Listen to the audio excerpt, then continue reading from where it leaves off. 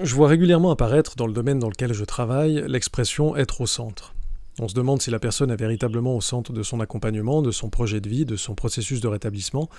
On se questionne sur ce que ça implique, on en cherche le sens et on se demande parfois aussi si ça ne devrait pas plutôt être le savoir ou l'expérience de la personne ou encore la situation vécue qui devrait être replacée au centre. Et puis parfois on se demande aussi si ce ne serait pas à nous, accompagnants, aux structures accompagnantes, de nous décentrer. Bref. Pour ma part, j'avoue, une fois sur deux, lorsque j'entends ces mots-là, être au centre, je pense spontanément à l'expression être au centre du jeu. Et quand je dis spontanément, ça veut dire ce que ça veut dire, c'est vraiment sans réfléchir, c'est ce qui me vient immédiatement à l'esprit, tout à fait naïvement, je dirais. Et puis un jour, je me suis dit, ok, être au centre du jeu, très bien, en fait, je vais aller au bout de cette idée-là et je vais voir ce que ça peut donner. Donc j'y réfléchis, et puis je me dis à un moment donné que tant qu'à faire, je vais prendre un domaine que je connais bien et que je pratique depuis longtemps, donc le jeu vidéo, en sachant que je vais pouvoir m'appuyer sur 30 ans de pratique, mais que je vais aussi pouvoir intégrer à ma réflexion certaines des choses que j'ai pu observer ou dont j'ai pris connaissance en creusant le sujet. Toutefois, avant de poursuivre mon propos, je tiens à préciser certaines choses. D'une part, et c'est important de le rappeler, à mon sens, mais la vie n'est pas un jeu, et l'accompagnement ou être accompagnant non plus, bien entendu. Il ne s'agit donc surtout pas de dire ici « faites comme dans les jeux vidéo, vivez IRL comme en virtuel », évidemment pas. Par contre, comme je vous le disais en intro, dans la première vidéo, je trouve pertinent de nous intéresser à un univers, celui du jeu vidéo, pour lequel être au centre de l'expérience a toujours été un enjeu essentiel, voire une finalité.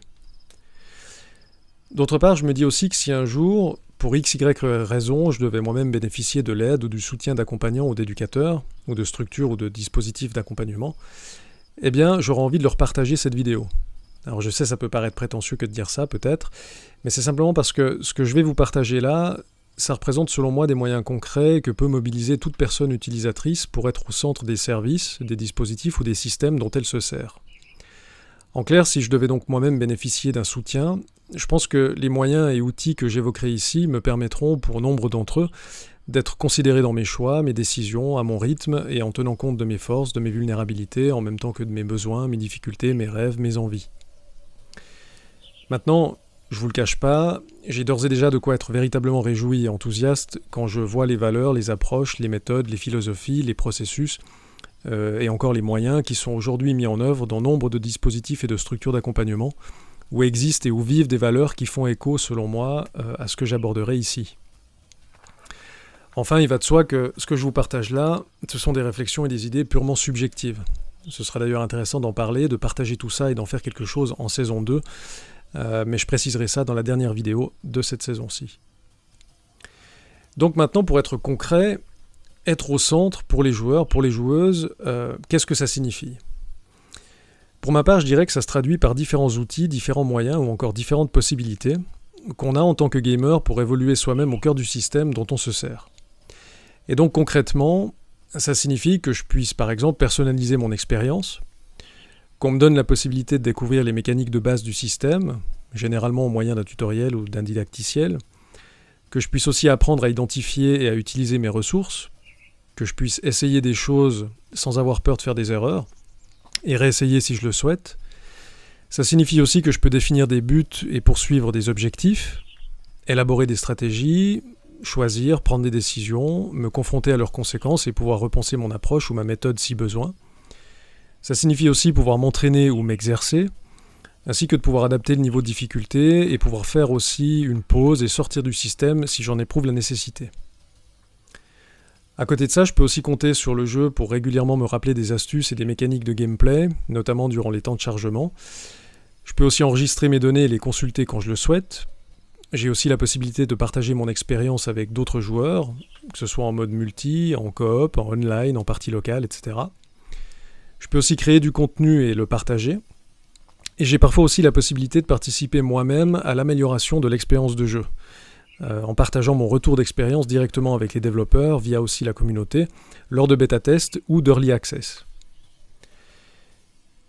Pour résumer, je dirais que j'ai là un genre de boîte à outils à ma disposition dans laquelle je vais pouvoir piocher ce que j'estimerais nécessaire ou non à mon expérience. Ensuite, chacun de ces éléments, et c'est là une précision importante, je peux les mobiliser comme je l'entends, dans l'ordre que je veux, et en fonction de ce que je cherche à réaliser. En fonction par exemple des objectifs que je peux avoir, des difficultés que je rencontre, ou en fonction aussi des limites du jeu, Donc des règles et des mécaniques de gameplay avec lesquelles je vais devoir composer.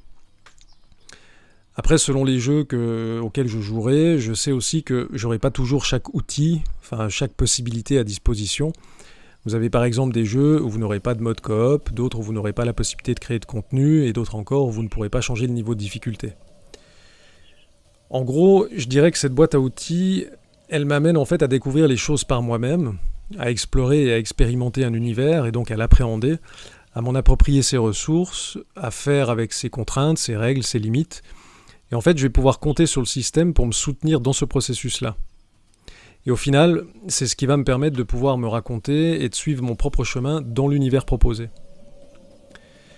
Concrètement, si je prends mon expérience de Zelda Breath of the Wild, donc le jeu que vous voyez ici, et que je la passe au filtre de cette grille de lecture-là, donc de cette boîte à outils, ce que j'ai envie de vous en dire, c'est assez simple en fait.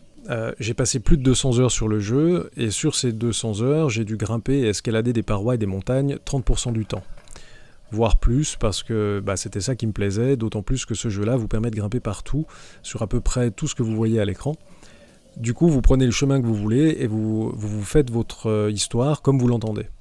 Donc autant dire que, me concernant, l'histoire du jeu, pour ma part, au final, je l'ai suivi, mais sans trop m'y attarder.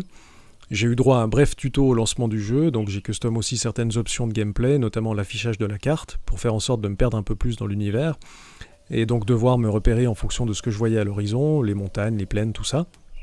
Et donc avec le moins de marqueurs à l'écran ou sur la carte. Sinon j'ai pris le temps de comprendre petit à petit les ressources que j'avais à disposition et ce que je pouvais en faire. Et puis à plusieurs reprises, j'ai pu compter aussi sur les temps de chargement pour me rappeler certaines manips que j'avais un petit peu zappées. Mais sinon, je vous le dis, en gros, je me suis surtout amusé à escalader des parois, à grimper sur tout et n'importe quoi, et à parcourir la map dans tous les sens, en allant là où je voulais aller, par les chemins que j'avais choisi d'emprunter. Par la suite, et on peut aussi considérer ça comme une partie de l'expérience de jeu, en tout cas ça a été le cas pour moi, et ça l'est encore parfois, je me suis amusé à regarder d'autres joueurs, d'autres joueuses sur YouTube et d'autres plateformes pour voir comment certains ou certaines ont abordé, ou abordent encore le jeu, comment certains le speedrun, comment d'autres se sont amusés à faire absolument tous les recoins de la carte, où on fait la max pour aller affronter le boss final le plus tôt possible.